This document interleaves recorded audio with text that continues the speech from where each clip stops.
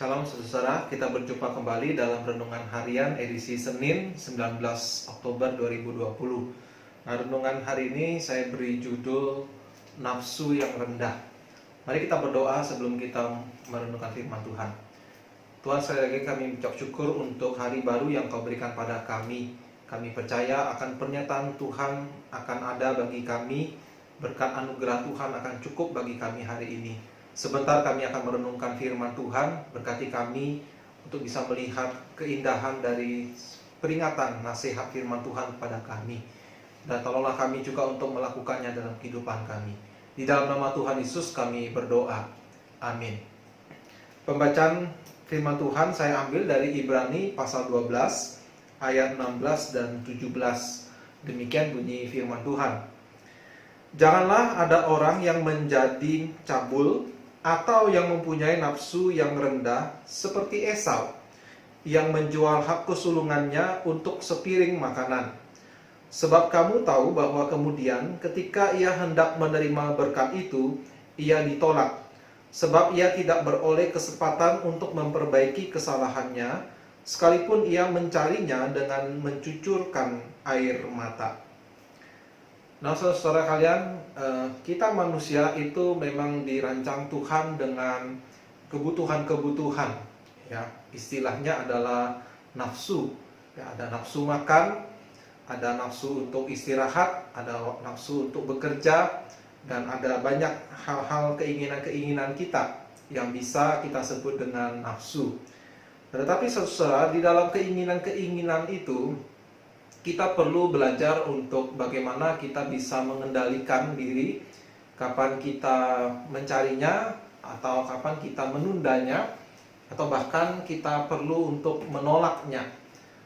Nah, di dalam kehidupan kita sehari-hari, selama kita di dalam dunia ini, kita akan digoda oleh nafsu yang akan membawa kita kepada dosa atau pelanggaran akan firman Tuhan.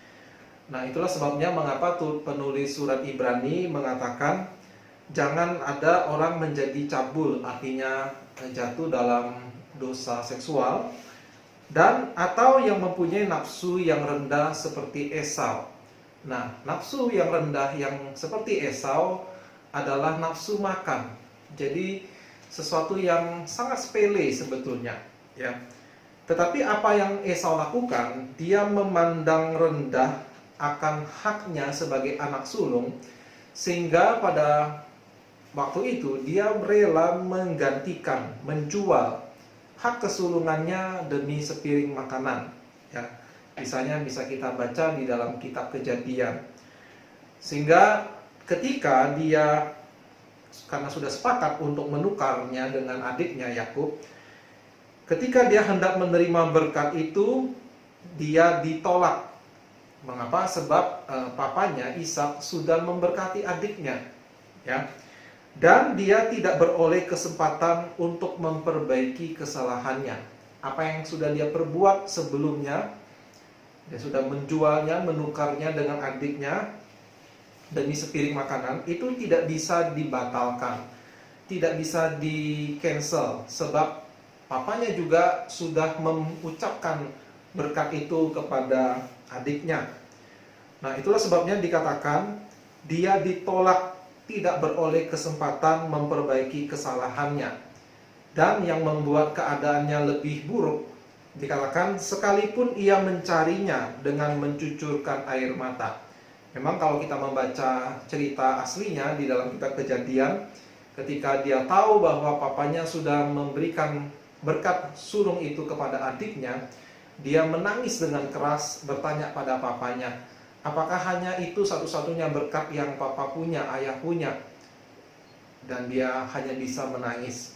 Nah, saudara-saudara, kalau menurut pemahaman saya ketika mempelajari kisah Esau, memang sepertinya Esau akhirnya mengalami perubahan. Ya, kalau kita menelusuri kisahnya di dalam kitab Kejadian, bagaimana dia memang awalnya sangat marah, bahkan berniat membunuh adiknya, sehingga Ribka, mamanya, menyuruh Yakub untuk mengungsi. Tetapi kemudian berpuluh-puluh tahun kemudian ketika Yakub kembali, Esau menerima bahkan tidak menyinggung soal itu lagi, soal peristiwa ini. Saya tidak tahu apakah Esau betul-betul akhirnya kembali kepada Tuhan, tapi yang saya tahu adalah bahwa keturunan Esau kemudian memang menjadi bangsa yang tidak menyembah Allah. Nah, kembali kepada ayat yang kita baca tadi, ini memberikan pelajaran yang sangat penting bagi kita, ya. Bagaimana hal-hal yang sepele bisa berdampak pada masalah yang lebih besar, atau bahkan masalah yang terlalu besar yang mungkin kita tidak mampu untuk mengatasinya, mengendalikannya. Oleh sebab itu, baiklah kita belajar untuk mengendalikan diri dari hal-hal yang kecil, ya. Kalau kita terbiasa untuk mengendalikan diri dari hal-hal terkecil, maka ketika kita diperhadapkan dengan hal-hal yang lebih besar, lebih serius pun, maka kita akan menghadapinya dengan lebih bijaksana. Dan tentu dengan pertolongan dari Tuhan kita mengerti prinsip-prinsip firman Tuhan, hukum-hukum Allah, dan kita percaya bahwa Tuhan akan menolong kita, ya, di dalam ketidakberdayaan kita terhadap dosa. Tuhan memampukan kita.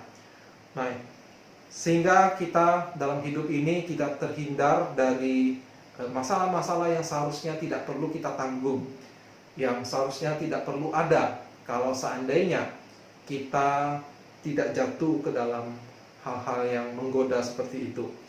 Nah, itulah sebabnya saudara, kita perlu berdoa setiap hari. Kita perlu merenungkan firman Tuhan setiap hari. Kita perlu mempersiapkan diri kita untuk menghadapi hari. Ketika kita sebelum tidur juga kita perlu untuk mengevaluasi kehidupan kita sepanjang hari itu di hadapan Tuhan. Dengan melakukan disiplin rohani ini, niscaya kita tidak mudah jatuh dalam dosa karena kita selalu dekat dengan Tuhan. Kiranya firman Tuhan ini menolong saudara. Sampai berjumpa kembali di lain kesempatan.